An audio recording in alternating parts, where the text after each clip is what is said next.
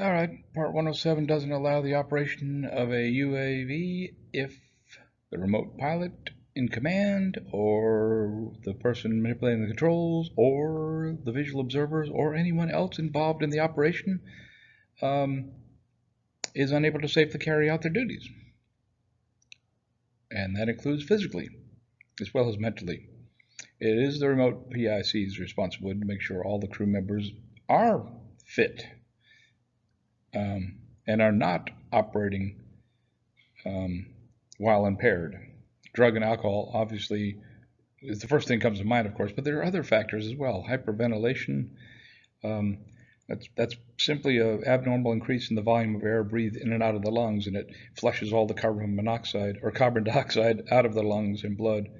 So it's a lack of carbon dioxide, basically, because you're just breathing so fast. It's mostly from nervousness or even fear, possibility, long-term fear, or long-term stress for that matter, could cause that, which leads to stress. Stress is different kinds of stress. There's acute stress, that is the kind of stress that activates your flight or fear response, like something's happening, whoa, startles you, and you all of a sudden there's a quick rise of stress in your mind. But then as soon as the situation is resolved, or you decide what you plan on doing, your stress level goes right on down. But then there's chronic stress, which occurs when there's some long-term something going on, like you're you lost your job, or one of your kids is sick, or something that just on and on, just can't seem to overcome this issue. Both kinds of stress, acute, which is temporary, and short term, is very distracting, difficult to maintain situational awareness. Chronic stress is long term, debilitating, very difficult to maintain your focus and concentration. You need to reduce your stress level somehow in those kind of cases. With fatigue, obviously, if you're sleepy or just tired, that's an issue as well, as far as maintaining the ability to safely operate the equipment or do your job. Dehydration, a little less obvious, but dry air, if you don't start drinking again, if you don't replace that kind of liquid, you tend to get tired, dizzy, you have some weakness and perhaps nausea, tingle of the hands and feet if you let it go too far, abdominal cramps, and extreme thirst. Thirst becomes the most important thing, so you miss other points. Heat stroke out there in the sun, without hat, without sunscreen, all of those things are possible as well. And of course, the major one is the effects of alcohol and drugs. Yeah, the PIC should be something of his concern as well, and there's a number of questions about that,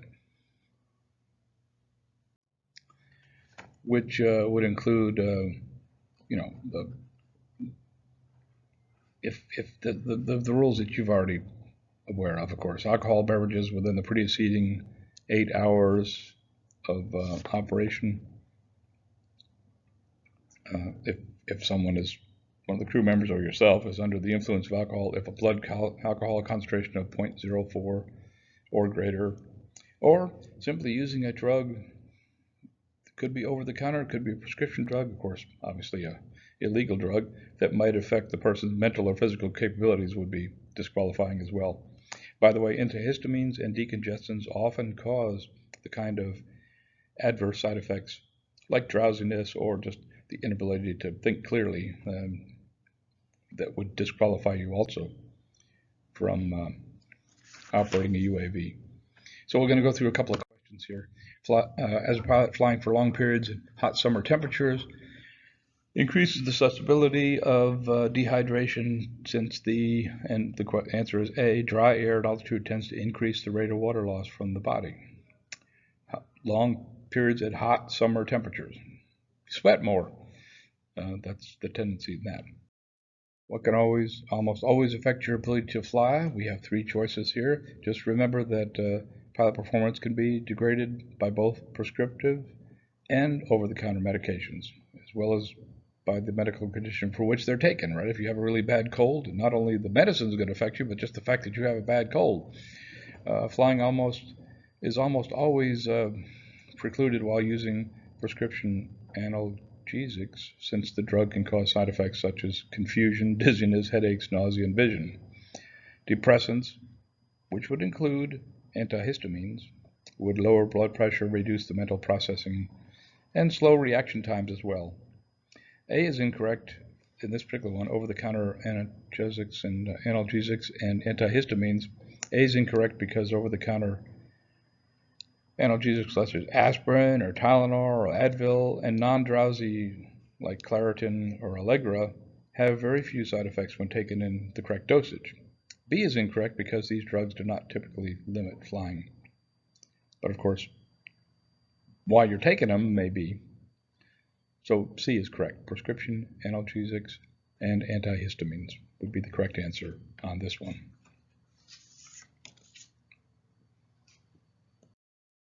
You're a PIC for co-op energy provider. You plan to use your unmanned aircraft to inspect power lines in the remote area 15 hours away from your home office. After the drive, fatigue impacts your abilities to complete your assignment on time. What kind of fatigue is this? Chronic is that with just continual stress and on, and you tend to get tired and long-term missing sleep for a week at a time, just having very little sleep. But this appears to be just a one-time thing. You're just tired. I would suggest, I believe acute fatigue. This would be acute fatigue. Exhaustion might be, you just ran up a mountain or something like that. Anyway, acute fatigue, of course, is short-term and it's normal, a normal occurrence in everyday living. It's kind of tiredness you feel after some kind of strenuous effort or something, lack of sleep, basically.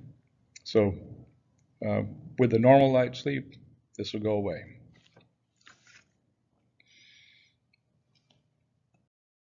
When a stressful situation is encountered in flight, an abnormal increase in the volume of air breathed in and out can cause a condition known as, increase in the volume of air breathed in and out, hyperventilation. This is airitis. C doesn't make sense. Aerosinitis, that's your sinus when you're climbing up altitudes and you can't clear your sinuses for the pressure difference. So A is hyperventilation.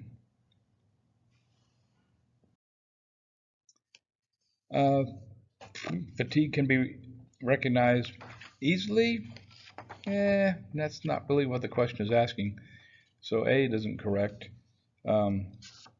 C is not correct. Ability to overcome sleep deprivation. No, it's basically fatigue can be recognized as being in an impaired state. If you're tired, you're not thinking necessarily as well as if you were well rested. Capiche? One obvious medical factor that affects pilot performance is the effect of alcohol, and it's just an interesting chart. You can pause it if you want to read through it. I won't cover every little part of it. Really, the essence of the test is going to be 8 hours before you've had a drink, or after you've had a drink before you can fly, and 0.04 or 0.04 or greater blood alcohol level. And just give some of the symptoms, but you can see all of the symptoms, even at very low level.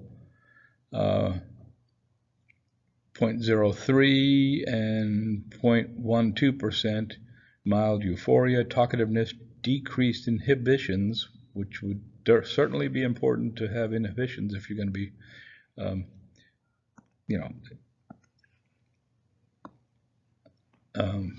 making decisions about where you're going to fly.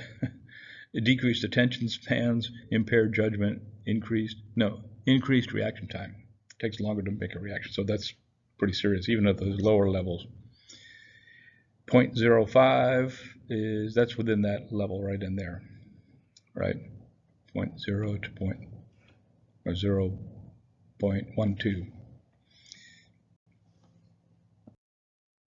What's the maximum blood alcohol concentration? Okay, right. Hopefully you got B correctly. What can affect your performance? All right, this is not a trick question, because both over-the-counter medications and prescribed medications may affect your performance. There are some over-the-counter simply means you go to the store and you just grab it off the shelf, you take it to the cashier and you pay for it. Prescriptions, you got to go to the prescription department, and they have to verify that, yeah, they're controlled substances. Either one could affect your judgment. This is the trick question we talked about before. How long does it take for one mixed drink to exit your system? Okay, so they're not asking a legal question. They're just asking you, you've had one drink, how long does it take? Is it processed by your body? And the answer was 3 hours. C. Right? So it's not a legal question. They're not asking you that. They're just simply asking you if you're aware of the fact that it does take a while for alcohol to go through your system. This is just one mixed drink. But it is a little tricky, right? Because it does say 8 hours there. So, at least in my experience, it's cut off 8 hours before I fly. That's it. But they're not asking that question. All right, talk about the eyeball just a little bit, because there may be some questions on this as well. Especially since the rule has changed, so we are allowed to fly at night with anti-collision lights visible for 3 miles. But night vision becomes a greater matter of interest to remote pilots, right? Remember that we have rods and cones.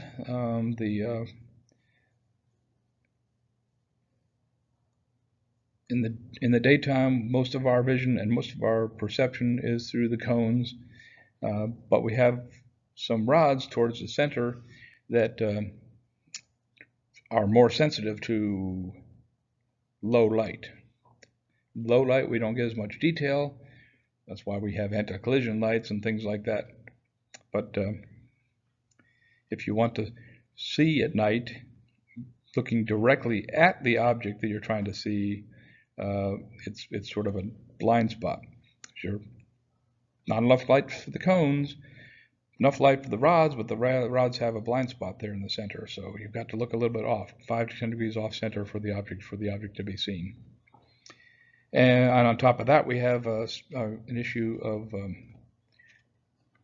it takes longer to adjust to bright light. If you're going from bright light to dark, it takes about 30 minutes basically for your eyes to adjust to that. So moving from a bright room to a dark room will take longer than moving from a dim room and going a dark room. You've experienced that yourself at night. Cones adapt rapidly to changes in light. Rods take longer. Walking from bright, you've done that, gone to a movie theater. Walking in from bright sunlight into a dark movie theater is an example of that. It takes longer. Again, rods take approximately 30 minutes to fully adapt to darkness. So any bright light, though, during that 30 minutes resets the thing until it repeats another 30 minutes. There's also something called Autokinesis, in which staring at a single light at night, a fixed light, like a star or a light pole. If it's dark outside, if you just stare at it, after a little bit, it'll start moving around. It'll start moving. It'll appear to be moving around. It won't actually be moving, but it'll appear in your mind, in your eyes, to be moving. So at random, too. Just be aware of that. So a question like this comes up when preparing for a night flight. What should a UAS pilot be aware of after assembling and conducting a pre-flight of the aircraft while using a bright flashlight or work light? Well, B, it takes approximately 30 minutes for a person's eyes to fully adapt to darkness. So using this bright light to make sure you get your props on, bright and all that stuff, it's going to take about 30 minutes. Doesn't mean you can't fly. They're not saying that. It's not a legality thing. It's just being aware of the fact that your eyes are going to take a while to readjust. That's why there is a provision in the rules for anti-collision lights that can be seen for 3 miles. The regulation states that for safety reasons you can make them dimmer, and it's probably for this purpose is so that it wouldn't blind you as you come in for landing. As you go further out, you need to make it bright again. As far as I know, there aren't any drones that do that, but that's a possibility. Again, 30 minutes. It takes 30 minutes. Moving right along here. Scanning techniques are important because identifying objects at night, okay? Especially, but even the daytime, right? At night, of course, what we're trying to look at, we need to look a little bit, 5 to 10 degrees to the side, and you'll sort of see it it's not peripheral totally, but it's a little bit of a peripheral vision issue. So we don't want to stare at one spot. We need to just keep moving, and we've talked about that before. Even in the daytime, you want to 10-degree sections of the sky, look, and then move 10 degrees over or so, 10 degrees over, and look for a second or two, and just sort of move across like this. We don't want to just be going like this, because you're just going to get dizzy and fall down. Don't want to do that, but you need to have a scanning, and you need to also scan, focus your eyes out towards infinity to see things way out there, and also, move in and out. Eyes tend to focus at closer ranges. So, in the duration of each one of these, 10, 15 degree scans need to depend on what's out there, right? And of course, we want to overlap the periods as well. Well, off-center viewing, that's a night technique where we just look off to the side. We're paying attention more to the side than straight ahead because of the blind spot.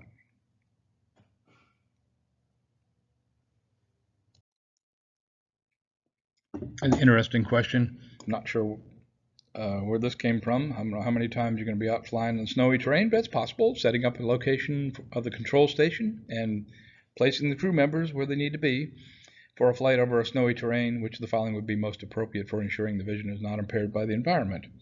Well, you've got the glare off here's where they're coming from. There's glare off the white snow. Very bright. It's a bright day, they're assuming. Plus there's the lack of contrast because it's white and your drone is probably some kind of gray or whitish, perhaps. And you have a tendency to lose depth perception with that. As you're looking into the bright, blinding white ground, blinding whitish sky. Let's see, what are the choices here again? So the crew members are more comfortable. No, sitting in the car is not one of the options. In the car with the heater going. The operation will be set up so the crew members will experience a minimum glare of the sun. Now that's a possibility. C, operation will be set up so that the crew members face the direction in which the terrain most closely matches the color of the unmanned aircraft. That's not a good idea, right? White snow, white airplane, it'd be hard to find the airplane. B, looks like B is the most correctest answer. Minimum glare of the sun. All right, here's a related question about the location and vision. Setting up a location of control station and placement of crew members for an afternoon flight. Which of the following would be most appropriate for ensuring that vision is not impaired by the environment? Okay, so where are we now? Placement afternoon, so the sun is setting or would be soon setting into the west. We would not want to be looking to the west because then the glare of the sun would interfere with our being able to see the drone. So I would say probably A would be correct. Operation was set up so that the remote pilot and crew members can face east, have the sun behind them, shining towards the drone and illuminating the drone perhaps, and obstacles and all of the other things. Yes, A is correct. Okay, so that's a brief overview, a 20-minute overview of this part of the test about physiology. So again, I'm available. Text, call, come by. We'll talk about it if there's anything here that seems a little bit confusing. Don't forget to take the test. There's 2 tests in this module. So of course they're available online. Okay, and don't forget also that you have the Remote Pilot Study Guide by the FAA, freely available. Be a good idea to read that. All right, bye.